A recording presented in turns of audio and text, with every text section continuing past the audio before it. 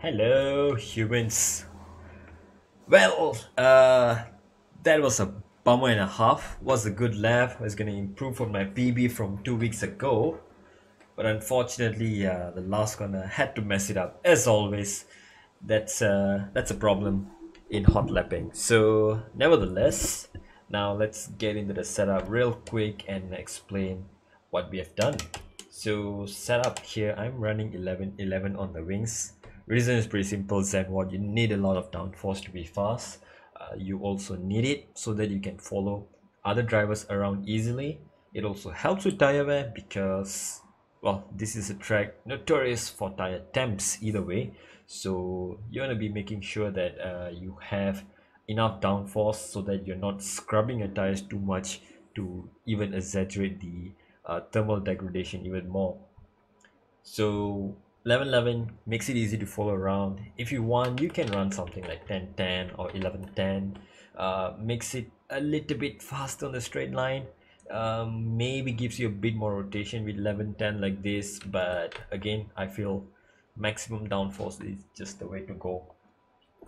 On the transmission, now, but before I go back, yeah, ERS regeneration in Zandvoort is one of the biggest issue.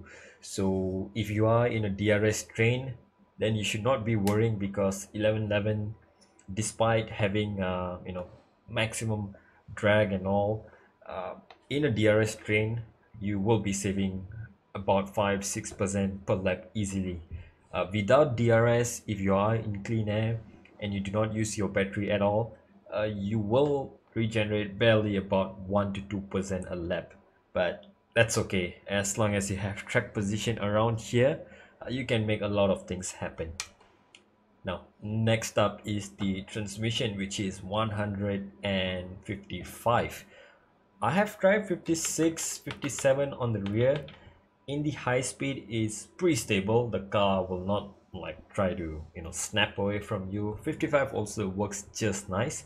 The only reason why I'm going for slightly lower is because turns 1, turns 3, the left-handed banking, I think, is it turn 3 or turn 4, I don't know. And then the end of sector 2, after the second DRS straight on the back straight, the chicane, and then the last corner before the banking. So all these are kind of slow to medium-ish speed corners, and they will require a car that is compliant and also able to rotate. So since I'm already having maximum wings, it's impossible to have like 12 or 13 on the fronts, right? So you will need to offset the setup somewhere to create more rotation, either by increasing the front wing, reducing the rear wing, or making the rear suspension stiffer, the rear of the car stiffer. So, or you can even reduce the off throttle. Reducing off throttle creates more rotation, but at the same time, if you reduce it too much, it's gonna create uncontrollable oversteer into heavy braking zones. 55 just nice, keep it like this. If you have ABS, you can probably run 50 and get away with it, but either way, 55 is pretty nice for the race as well. Suspension geometry, as always, right, left, left, left, a very good preset in this meta. You want to be running like this. You can increase the front camera 1 or 2 clicks if you feel in the high speed the car is just not biting in, the front is not biting in. If this happens in time trial, don't do that. Don't try to fix the front camera immediately. Try it out in your practice session, in a practice race session, in a Grand Prix race mode, or even in online mode with your friends. If that happens, if your front is not biting in, then you definitely can increase 1 or 2 clicks, nothing more than that. Right, rear camber, you want it to be on maximum negative 2 because there's a lot of high speed corners here and you will need all the high speed grip you can get. You will be accelerating while taking those high speed corners, so having maximum rear camber gives you that extra lateral grip, side to side. Lateral is side to side grip, so it helps in that sense. Front toe, I'll always keep it as it is. I do not want to offset the car in anymore. Having slightly higher front toe, maybe 1 or 2 clicks, it's okay. If you have park firmly turned off, you can probably run 1 or 2 clicks higher front toe. This will help in qualifying. For the race, you can turn it back down to 0.05. Makes the car pretty stable and pretty nice to drive in the race. Suspension, the preset, or the not the preset, the baseline that I have is a 111627, and just one click of modification and that's it. Achieved what I wanted. One on the front suspension for best turning on the front. Again, if you go higher on the front, it will give you more understeer on entry and mid corner, but on the exit, like mid corner as well, the car will feel pretty planted, but overall you're going to be losing time on entry. You want the car to be pretty agile in the cornering. And front anti-roll bar, again similar to front suspension, you want it to be minimum at 1 so that you get the best initial turning and mid corner response. And then rear suspension, I like to put it at 1 as always, because it gives me best traction. You can even go the opposite, like a higher rear suspension and a minimum and rear anti-roll bar. It kind of gives you the same feeling, but given that the curbs in this game are pretty deadly, I do not want my rears to be jumping around. So having 1 on the rear suspension also keeps the car pretty stable and pretty planted, despite taking a lot of the curbs quite aggressively around here and in general in most tracks. 6 on the rear anti-roll bar, this is just the baseline again, but if you need more rotation, you can increase the rear anti-roll bar 1 at a time. If you need the car to be more stable, if it's too oversteery, you can drop it by 1 at a time. Try not to go any lower than 4, otherwise you'll have pretty bad understeer. Slow speed, high speed, everywhere you'll be just understeering into nowhere. Ride height, 1 on the front, that makes your front of your car as close as possible to the ground. That this will increase cornering speed, cornering performance, so your car will be more pointy. And rear ride height is on 7. This just gives you good clearance on the rear. And I have tried 5, I have tried 6, and this is also okay. But the problem here in Zandvoort is because it's pre-undulating track, a lot of up and downs, left and right, like a roller coaster, right? So when you pick up throttle in high speed, especially through these undulating corners, the car will try to kick out, and the rear is just gonna snap away. So having it at 7 is just nice. Any lower and you're risking a lot of oversteer while going on the power.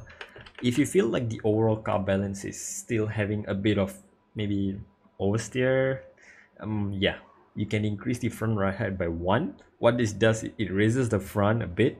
This generates a bit of understeer on the front, just a bit, to balance out the car. So if your front is too pointy, maybe you want it to be less pointy, you can increase the front ride height.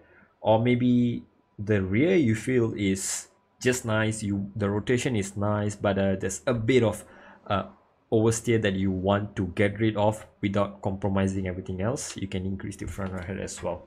It should be good. And you can stick to this. Brakes, 150, no question about this. Maximum brake pressure, ABS, non-ABS, everyone can use this. Brake bias, again, front tire wear circuit, so you want to make sure as much pressure is thrown to the back of the car, so 50% brake bias works well as well. Again, this is how the game works, although it's unrealistic, but 50% is the way to go in this game. All right. In the race, maybe 51, if let's say you feel like as the stint is going on, your car starts to feel oversteery into corners, maybe you can just increase the brake bias by 1, especially like turn 1, maybe turn 1 and then the chicane before at the last sector, right after the second back straight. These heavy braking zones, you can increase the brake bias just by 1% so that the car feels a bit more stable, say if your tires are wearing out. Otherwise 50% also pretty good all the way. Tire pressures, interesting story here. Rear tire pressures as always on maximum to give you maximum stability and also best tire life. It will increase tire temperatures a little bit, but it's better to have tires that give you more stable car so that you do not slide, and better tire wear as well. Okay, and then if your driving is smooth, you will not be having any problems with this. Front tire pressures though, 22.6 is the highest I would go, because Zandvoort again is very sensitive to tire temperatures.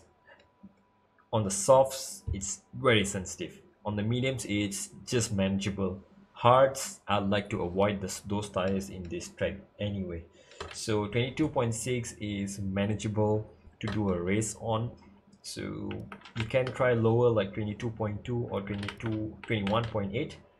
That is the lowest I would go. If you go any lower, it's gonna induce even more tire wear.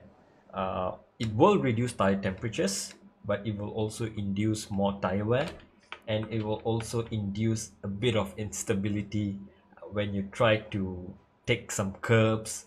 Under braking and acceleration, you will feel the front is just a bit unhappy. It just wants to be all over the place.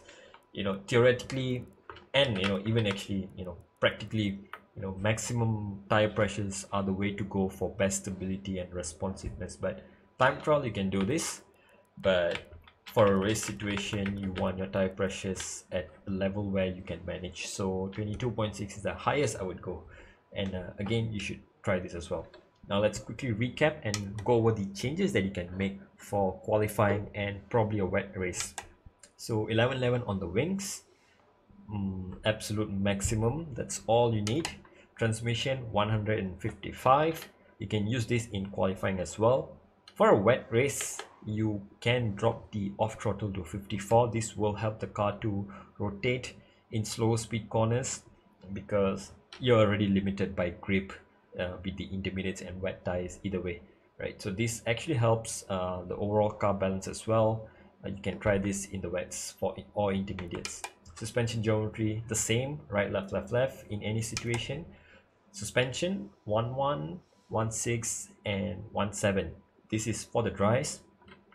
Under park permit you can't change this, but say you have a full wet race coming in, or maybe full inters race, it's gonna be wet in one way or another, or a mixed condition race, and you want to be a bit more cautious if you want to be more cautious, you can drop the rear anti-roll bar by 1%.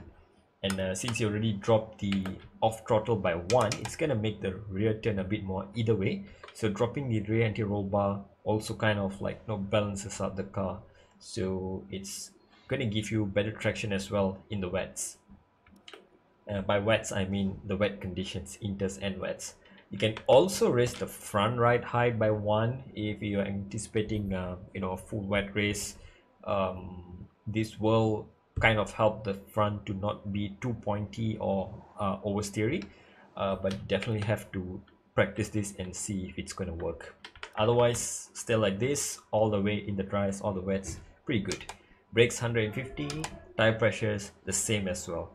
Maybe one click less on the rear tire pressures, or for the wets 23.1, and then one click lower on the front as well, but I wouldn't recommend. You can probably just stay with the same tire pressures, so you get the same feeling in the car all the way. So yep, that's about it. Now do let me know how it feels, try it out, and we'll see you in the next setup video next week. It's gonna be for Italian GP at Monza, so one of the better tracks, and I'm gonna bring you a very low downforce setup for a change. So see you there, take care, and let me know if you need any help in the comment section, and I'll be there. And be sure to follow and subscribe, share with your friends, and follow me on Twitch as well. I might be live when this goes up, so see you there. Bye bye.